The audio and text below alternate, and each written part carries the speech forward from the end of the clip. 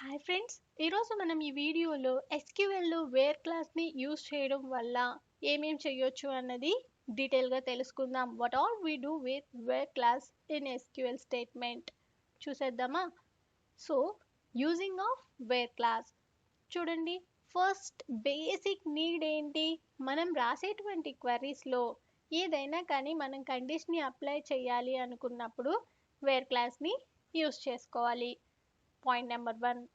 Next point number 2, condition apply చేయడం వల్ల total రోస్లో నుంచి మనకి ఏమేం కావాలి, ఎటువంటి రోస్ కావాలి అన్నది మనం ఆ విధంగా ఫిల్టర్ చేసుకోవచ్చు రోస్ని.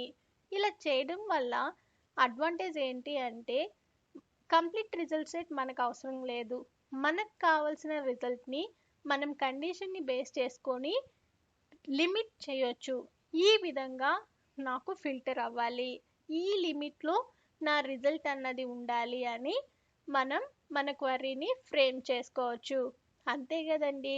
ఇలా వేర్ క్లాస్లో మనం డిఫరెంట్ ఆపరేటర్స్ని యూస్ చేయొచ్చు. Comparison, arithmetic and logical. చూడండి, ఇంకా ప్రాక్టికల్గా మీకు తెలియాలి అంటే ఇక్కడ చూడండి, కంట్రీస్ అన్న టేబుల్ తీసుకున్నాను. అన్నిటినీ ఒకేసారి ఎగ్జిక్యూట్ చేసేస్తాను. మనకైతే 4 క్వరీస్ ఉన్నాయి. 4 క్వరీ రిజల్ట్స్ అన్నటివి ఫామ్ అయిపోయాయి. ఇక్కడ మనం యూజ్ చేస్తున్నది ఏంటి? కంట్రీస్ అనే టేబుల్. ఫస్ట్ క్వరీకి రిజల్ట్ సెట్ ఇక్కడ ఉంది. దీంట్లో ఏంటి?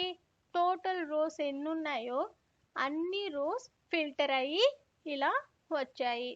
అయితే ఇక్కడ చూడండి, ఇంత రిజల్ట్ సెట్ మనకి అవసరం లేదు. అలా అనుకున్నప్పుడు మనకి ఓన్లీ చైనా, ఏ కంట్రీ నేమ్ అయితే చైనా ఉందో ఈ విధంగా ఈ కండిషన్ని బేస్ చేసుకొని మనం ఈ టోటల్ రిజల్ట్ సెట్లో నుంచి మనం ఫిల్టర్ చేయాలి అనుకున్నప్పుడు ఈ విధంగా వేర్ క్లాస్ని యూజ్ చేసుకోవచ్చు. అదేనండి ఇక్కడ ఉన్న క్వరీ రిజల్ట్ 1. ఇక్కడ ఏమి ఇచ్చింది మనకి? ఓన్లీ చైనాతో ఉన్న కంట్రీ నేమ్ యొక్క డీటెయిల్స్ని మాత్రమే మనం గెట్ చేసుకుంటున్నాం. అయితే మనం ఏమనుకున్నాం? ఈ విధంగా మనం లిమిట్ చేయొచ్చు. ఇక్కడ ఏం లిమిట్ చేసాం?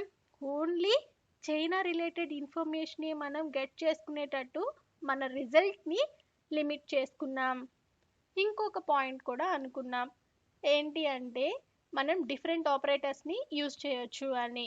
ఫస్ట్ వన్, అరిథమెటిక్ ఏ విధంగా యూజ్ చేయొచ్చు అంటే ఎప్పుడైనా కానీ మనకి క్యాలిక్యులేషన్స్ని మనం పెర్ఫామ్ చేయాలి అనుకోండి, ఐ మీన్ ఇలా సింపుల్గా కాదు, నార్మల్గా రియల్ టైంలో కూడా కొన్నిసార్లు క్యాలిక్యులేషన్స్ అన్నటివి పెర్ఫామ్ చేయాల్సి వస్తుంది. పర్సంటేజ్ వైజ్గా కానీ ఏదైనా కావచ్చు.